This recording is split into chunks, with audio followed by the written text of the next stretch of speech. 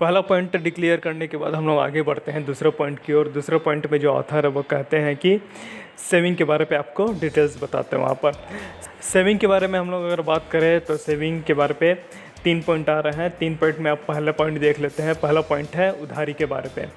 उधारी के बारे पे आपको पहले समझना होगा कि पहले इसको कैसे बचा सकते हैं उधारी को। क्लियर? तो उधारी के बारे में हम लोग देखते हैं। जो पहला पॉइंट है उधारी का वो ये है कि free from interest EMI and credit card offer. इसका मतलब क्या हुआ कि जैसे आप कभी रेस्टोरेंट, शॉपिंग मॉल या फिर रेलवे स्टेशन, पार्क वगैरह में जाते घूमने के लिए, तो वहाँ कोई ना कोई आपको क्रेडिट कार्ड बेचने के लिए, EMI ऑफ़र बताने के लिए सेल्समैन वगैरह मिल जाते हैं आपको। और वो आपसे पूछते हैं कि क्या आप क्रेडिट कार्ड वगैरह यूज़ करते हैं। अगर आप थोड़ा बहुत इंटरेस्ट दिखाते हैं तो फिर उन लोग अपना अगला ऑफ़र बताते हैं। और इवन आपके पास अगर पैसा भी नहीं रहेगा उनको पे करने के लिए, तो कैसे भी करके उन लोग अपना सेलिंग करके आप निकल जाते हैं। तो पहला तो यही रहेगा कि उनके जो लुभावने ऑफ़र रहते हैं उनसे आपको बचना होगा। दूसरा पॉइंट देख लेते हैं यहाँ पर। दूसरा पॉइंट है कि आपको उधारी को समझना होगा। कैसे समझ सकते हैं उधारी को? उधारी को समझने के लिए यहाँ पर देखिए एक एग्जांपल है, एग्जांपल से समझते हैं। पहला एग्जांपल देख लेते हैं यहाँ पर कि डेप्ट फॉर बिजनेस। बिजनेस के लिए आप उधारी लेते हैं। बिजनेस के लिए उधारी क्यों लेते हैं?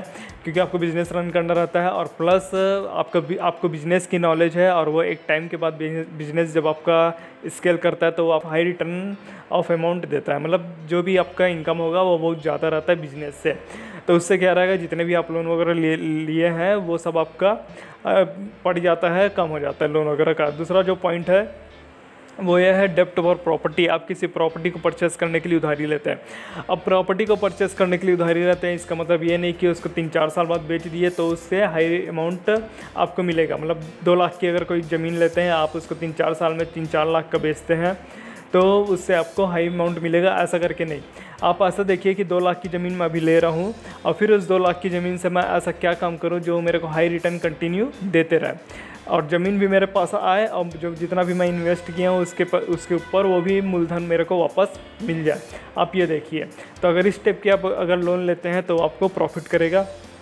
आपको समझना होगा कि आप किस टाइप का लोन लेना चाहते हैं, किस टाइप का उधारी आप करना चाहते हैं।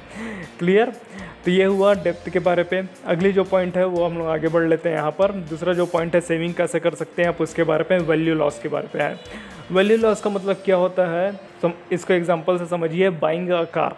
बाइंग अ कार का मतलब क्या होता है? सपोज आप कार की कीमत है मान लिया जाए 10 लाख रुपए शोरूम प्राइस।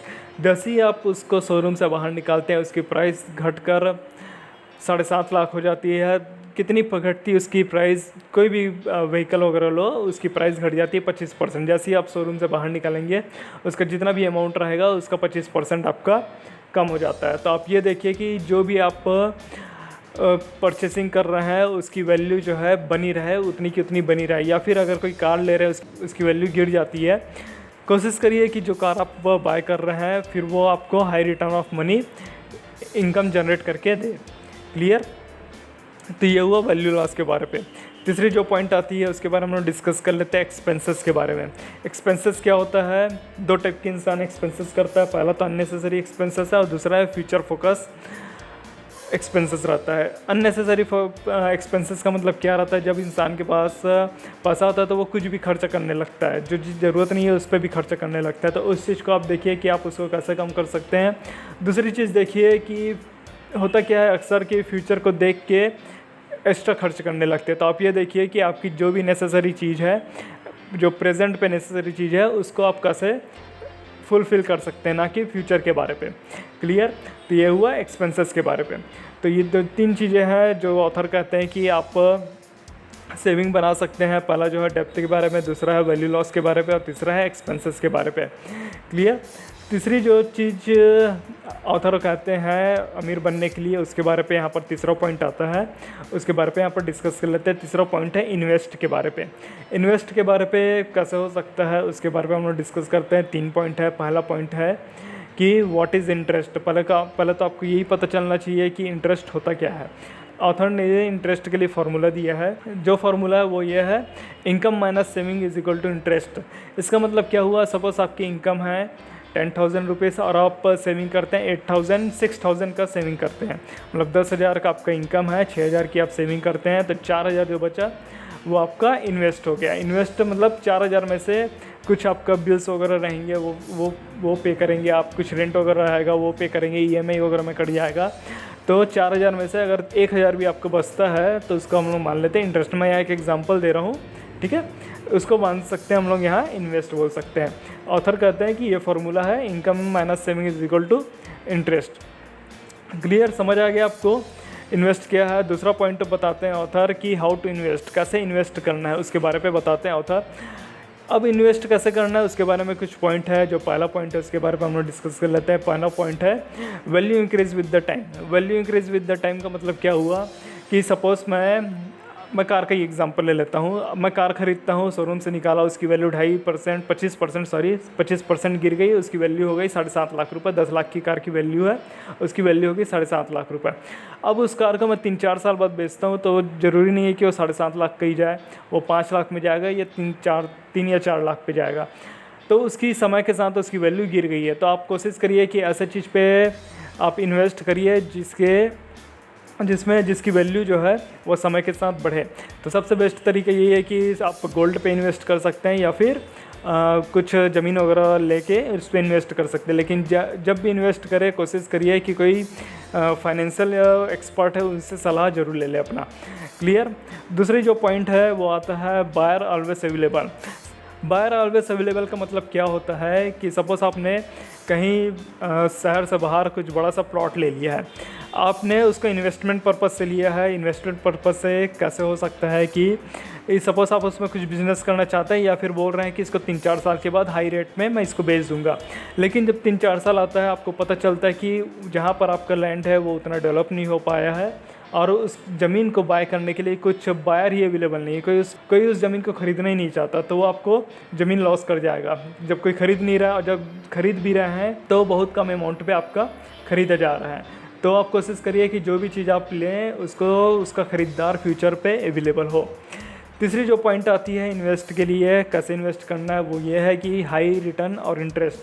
जिस भी चीज़ में आप अपना पैसा लगाए उसमें आपको एक टाइम के बाद हाई रिटर्न या फिर इंटरेस्ट आपको उससे मिलते रहे। क्लियर। फोर्थ जो पॉइंट आता है इंक्रीज सोर्स ऑफ इनकम। देखिए जनरली लोग क्या करते हैं, एक ही सोर्स ऑफ इनकम पे डिपेंड करते हैं, वो या फिर जॉब करेंगे या फिर नॉर्मल सा कुछ बिजनेस करेंगे। नॉर्मल सा बिजनेस करते हैं या जॉब करते हैं उसका मतलब ये है कि उनके पास एक ही सोर्स ऑफ इनकम रहता है। आप कोशिश करिए कि आप मल्टीपल सोर्स ऑफ इनकम बना सकें। जितना मल्टीपल सोर्स ऑफ इनकम बनाएंगे उतना ही आपके पास ज़्यादा सेविंग होगा और जितना ज़्यादा सेविंग होगा उतना ही आप इन्वेस्ट कर सकते हैं। तो दूसरा पॉइंट क्लियर है कि कैसे इन्वेस्ट करना है। तीसरी जो पॉइंट आती है वो है कि how much time it takes to double your money. इसका मतलब क्या होता है कि जब आप कहीं पर इन्वेस्ट करते हैं तो आपको ये पता होना चाहिए कि कितने टाइम पे वो आपका मनी डबल हो जाएगा। सपोज़ आप 1 लाख रुपए कोई ज़मीन लेते हैं या फिर कहीं बैंक वगैरह पे डिपॉजिट करते हैं और तो आपको पता होना चाहिए कि कितने टाइम के बाद ये 1 लाख रुपए 2 लाख रुपए पे कन्वर्ट हो जाएगा। तो ये कैसे पता करते हैं उसके बारे में आपको बता देता हूँ। इसके लिए आपको पता होना चाहिए कि 72 का रूल। 72 का रूल क्या होता है। सपोज़ आप देखिए यहाँ पर एग्जांपल है कि आपने 1 लाख रुपए कहीं पर इन्वेस्ट किया 8% के इंटरेस्ट से एनुअली। 8% के इंटरेस्ट से आपने 1 लाख रुपए जमा किया और 72 का रूल ये कहता है कि जितने भी इंटरेस्ट से आपने जमा किया उसको 72 से डिवाइड कर दीजिए। तो 72 को मैं अगर 8 से डिवाइड करता हूँ तो आता है 9। तो यहाँ पर आप समझ सकते हैं कि 9 साल के बाद आपका जितना भी अमाउंट है वो आपका डबल हो जाएगा। कुछ भी इंटरेस्ट रहा आपको 72 को उससे डिवाइड कर दीजिएगा। तो 1 लाख रुपए जो है वो 9 साल के बाद आपका 2 लाख रुपए में कन्वर्ट हो जाएगा, अगर आप बीच में उसको कहीं निकालते वगैरह नहीं है तो। क्लियर है। तो 72 का रूल यहाँ पर लेखक ने बताया है इस बुक पे। तो मैंने यहाँ पर आपको 3 पॉइंट बताया है। 3 पॉइंट में जो पहला पॉइंट है वो ये है कि अर्निंग कहाँ से हो सकती है आपको। दूसरा पॉइंट है सेविंग कहाँ से हो सकता है। और तीसरा जो पॉइंट है वो है इन्वेस्ट के बारे में मैंने आपको बताया हूँ। होप यू गाइस आपको पसंद आया होगा वीडियो। तो मैं फिर आपको नेक्स्ट वीडियो पे मिलता हूँ। तब तक के लिए take care and thanks for watching.